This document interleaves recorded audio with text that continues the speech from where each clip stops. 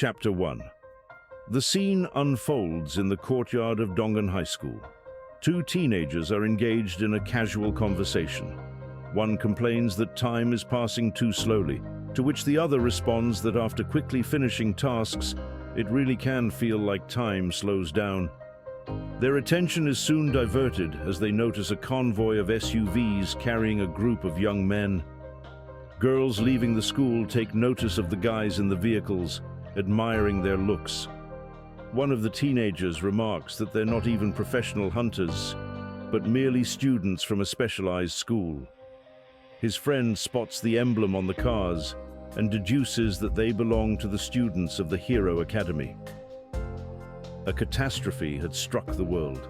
A planet similar to Earth was destroyed, and its fragments fell onto our planet, merging with the environment across the globe. This phenomenon became known as the fusion. As a result, 17% of Earth's surface underwent drastic changes, introducing foreign natural laws and terrifying monsters. These transformed areas became known as dungeons. Among the ruins of a dungeon roams a massive, muscular monster with a single horn, known as the Horned Horror.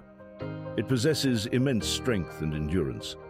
The creature attacks a soldier who attempts to fight back with firearms, but is easily overpowered and sent crashing into a wall. Just as the monster is about to deliver the finishing blow, another warrior, a hero, intervenes and defeats the beast. Inside the monster's body, a human is discovered, chained up, who is freed upon the creature's defeat. Ordinary human abilities were no longer sufficient to combat the monsters. However, the invasion not only brought disaster, but also unlocked humanity's hidden potential. People began to develop special abilities, and those who could harness them became hunters. Thus began the era of Dungeons and Hunters. The Hero Academy, established 25 years ago, became the top institution for training elite fighters. Returning to the two teenagers, they discuss how Hero Academy students even take their exams inside dungeons. One of them questions whether they're actually granted permission to do so, considering the real danger of death. The other assumes that if they manage to enroll, they must be confident in their abilities. The girls once again show interest in a new arrival, an extraordinarily attractive half-elf named Choi Diav. One of the teenagers doesn't recognize him and is given an explanation. Diav is the son of a famous hunter and an elf, a prodigy predicted to rank among the top 5 hunters in the world within 5 years. His stats back up the claim. At just 17 years old, he has already participated in 14 dungeon raids. He is currently a first-year student at Hero Academy. The conversation then shifts to another acquaintance of theirs, Cha Ren. They ask if he wants to join them for karaoke, but he declines due to work. One of the boys involuntarily recalls Cha Ren's difficult situation. He has a relative in the hospital, and the medical expenses are overwhelming. A brief mental image flashes in his mind. A hospital room, a sick man lying in bed, most likely Cha Ren's father. Suddenly, Cha Ren receives a notification about unpaid bills for May and June, totaling over 300 million won. Another message arrives from his supervisor, inquiring about his exams. Despite the exams being over, he is still forced to work. On the road, Choi Diav happens to notice Cha Ren and looks surprised, though he quickly dismisses his thoughts, assuming it's just a coincidence. Cha Ren's part-time job turns out to be highly unusual.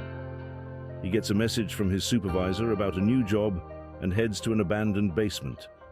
There, he meets a broker named Im Jae-hwan, who introduces Cha Ren to a client. However, the client is furious, believing the broker has brought a child instead of a real professional. He threatens the broker and demands someone serious. But Cha Ren doesn't back down.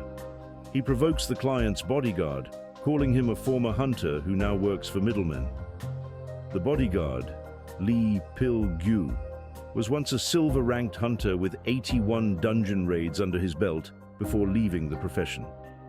Enraged by Cha Ren's words, he decides to break the boy's arms and legs.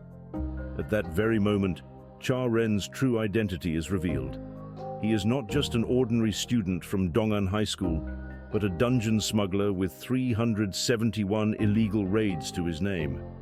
This hints that he is far more experienced and powerful than he appears. Chapter 2. Dungeon smuggling is a crime that poses a global threat. While hunters clear dungeons of monsters, they also discover valuable artifacts. However, before these artifacts can be brought to the surface, they must undergo inspection. Some of them possess immense power, and if they fall into the wrong hands, they could cause chaos. That's why all artifacts must be registered with the Hunters Association, and a tax is imposed on their retrieval. But some people, wanting to avoid extra costs, operate illegally, bribing hunters to secretly take valuable items out of dungeons. If left unchecked, society could face catastrophic consequences. Broker Im Jae-hwan calmly observes the situation between Cha Ren and Lee Pil-gyu, but the client is starting to get nervous. He warns the broker that his bodyguard is a dangerous man, someone who once beat a colleague so badly that the guy never recovered. This man doesn't care about rules or consequences, and they've already had to cover up bodies because of him. Hearing this, Cha Ren thinks.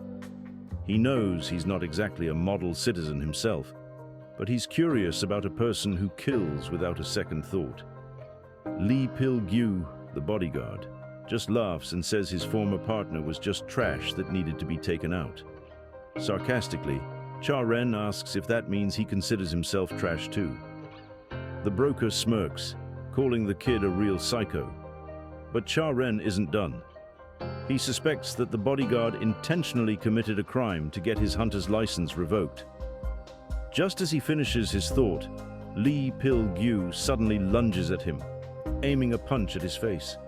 But Cha Ren dodges it effortlessly.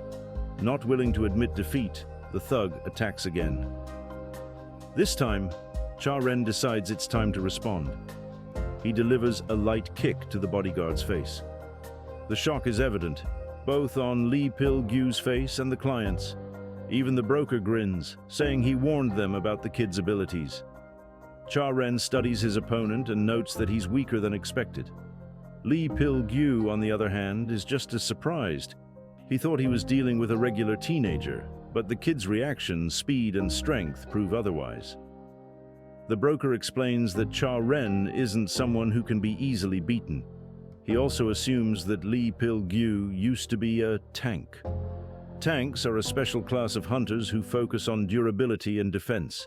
They take the lead in battles, absorbing monster attacks. Their bodies are trained to withstand bullets, and top-tier tanks can even survive missile strikes.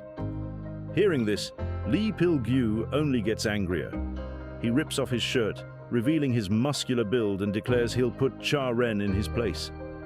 Activating two abilities, Steel Skin and Giant Strength, he significantly boosts his endurance and physical power. Now he looks even more terrifying. The bodyguard charges at Cha Ren, but the boy dodges just in time. The impact of the missed punch shatters part of the room. The client is nearly thrown back by the force, and the broker barely holds him up. Lee Pil-gyu keeps attacking, but his fists only hit air. Cha Ren is too fast. Furious, the bodyguard mocks him, asking why he's not showing off anymore. Cha Ren simply replies that he's not dumb enough to jump straight into a trap. The broker watches the fight and realizes Lee Pil-gyu's physical strength is comparable to a truck. A single clean hit could shatter bones. He advises Cha Ren to finish this quickly before the entire place collapses. Instead of responding, Cha Ren picks up a metal pipe. He knows that even the toughest tanks have weak points. If all the force is focused on one spot, they can be taken down. That's how damage dealers work. They specialize in devastating attacks. Lee Pil-gyu attacks again, but this time, Cha Ren lands a decisive blow. The strike is so powerful that the bodyguard crashes to the floor, bleeding. Stunned, Li Pil-gyu asks where Cha-ren learned that spin technique. The boy plays dumb, pretending not to understand, but deep down he realizes something. This guy might have seen it before. Maybe he's encountered his father. The fight is over. Cha-ren knows the world of hunters is harsh and unforgiving. There's a strict hierarchy where strength determines status. The best are ranked from gold down to bronze. But then there's another level, the rankers, the top 100 strongest hunters. Those without an official rank remain in the shadows. Cha-ren knows one thing: to survive in this world, he has to become even stronger. Chapter 3. When Cha-ren was just a child, his father, Yu Seong, was a renowned hunter. But his fame wasn't just because he was Cha-ren's father. Yu Seong was part of the first generation of hunters, the pioneers who fought against monsters. Back then, humanity had little knowledge about dungeons and the creatures lurking within them. Monsters that seem weak today were terrifying threats at the time. Without proper skills or equipment, hunters risked their lives, relying purely on instinct. The first hunters used weapons made from titanium alloys, which had minimal resistance to corrosion, and they survived purely through trial and error. Those who made it passed down their knowledge, refining the craft of hunting over time. Through these struggles, Yu Seong became a legend. He was the first to slay a dragon, earning him the title Dragon Slayer. His name was everywhere, on TV, the radio, in newspapers. Yu Seong was the greatest hunter in Asia, and Cha-ren idolized him, believing he was invincible. But life had other plans. One day, while training, Cha-ren saw his father cough up blood. Terrified, he tried to help, but Yu Seong forbade him from interfering. It turned out he had been poisoned during a dungeon raid. Sadly, no cure existed for that poison. Yu Seong fought as hard as he could, but his condition only worsened. The colleagues he had risked his life for betrayed him, using his weakness to steal his achievements and wealth. For years he suffered, not just physically but emotionally. People slowly forgot his name. The hero who once symbolized strength and courage was now just a broken man waiting for the end.